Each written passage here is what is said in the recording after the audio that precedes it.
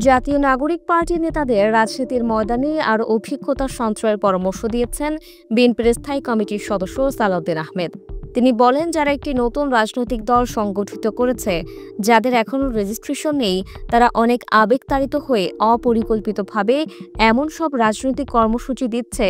সেই রাজনৈতিক কর্মসূচির কারণে আজকে সারা বাংলাদেশ দেখল জাতির যারা গণঅভ্যুত্থানের অগ্রসেনানী তাদের উপর পতিত ফ্যাসিবাদী শক্তি হামলা করেছে।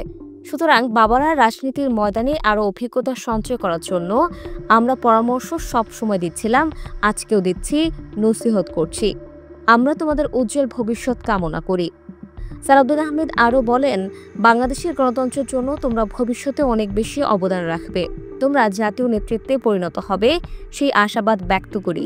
কিন্তু যেভাবে তোমরা যাচ্ছ, যেভাবে এনসিপির আমরা এই কর্মসূচির ধরন দেখছি, তাতে করে আমরা একটা মেসেজ পাচ্ছি যে কোনো না কোনো বাহানায় এমন কোনো অবস্থা সৃষ্টি করা যাতে করে বলতে পারে যে সরকার কোনো কিছু নিয়ন্ত্রণ করতে পারছে না। তিনি আরও বলেন, এই সরকার নির্বাচন কিভাবে দেবে? আর কিছু কিছু প্রশ্ন তো ইতিমধ্যেই আপনারা তুলেছেন। এই নির্বাচন কমিশন নিরপেক্ষ নয় কেন? শাপলা প্রতীক না দিলে কি নির্বাচন কমিশনের বিরুদ্ধে আঙুল তোলা যায়? জাতীয় প্রতীকের মার্ক ছাড়া কি বাংলাদেশে আর কোনো মার্কা ছিল না? এই প্রশ্ন তো আমরাও করতে পারি। যারা বলছে ধানের শীষও তো সেই জাতীয় প্রতীকে আছে, কিন্তু ধানের শীষের মার্কাটা যেভাবে আছে সেটা নির্বাচন কমিশনের তফসিলে আছে। সেই তফসিল অনুযায়ী বহু আগে 1978 সালের আগে সেই মার্কা ওখানে বিদ্যমান ছিল। সেই মার্কা নিয়ে আজ পর্যন্ত কেউ প্রশ্ন তোলেনি। সুতরাং রাজনৈতিক বক্তব্য প্রদানকালে রাজনৈতিক ইতিহাসটা আগে চর্চা করে বক্তব্য দেওয়া উচিত। বিএনপির নেতা বলেন, যারা বলছে আইন শৃঙ্খলা পরিস্থিতির অবনতি হচ্ছে, কিন্তু সরকারের তো আপনারাই অংশ। কাদেরকে আপনারা উদ্দেশ্য করে বলছেন যে সরকারের অংশ আপনারা? ঘুরিয়ে ফিরিয়ে বাংলাদেশের মানুষ সবই জানে। আপনাদের দুজন উপদেষ্টা সেই সরকারে বসে আছেন।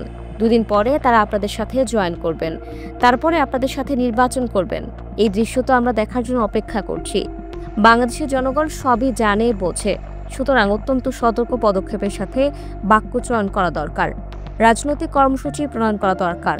আমরা আশা করি বাংলাদেশের গণতান্ত্রিক শক্তিগুলোর মধ্যে যে কোনো ধরনের ফাটল সৃষ্টির প্রয়াসে যেন ফ্যাসিবাদী শক্তি না পায়। যদি ফ্যাসিবাদী শক্তি ফ্যাসিবাদ বিরোধী গণতান্ত্রিক আন্দোলনে যে ঐক্য গড়ে উঠেছে তার মধ্যে ভাঙন সৃষ্টির সুযোগ পায়, তাহলে সে পতিত ফ্যাসিবাদ আবার জয়ী হবে।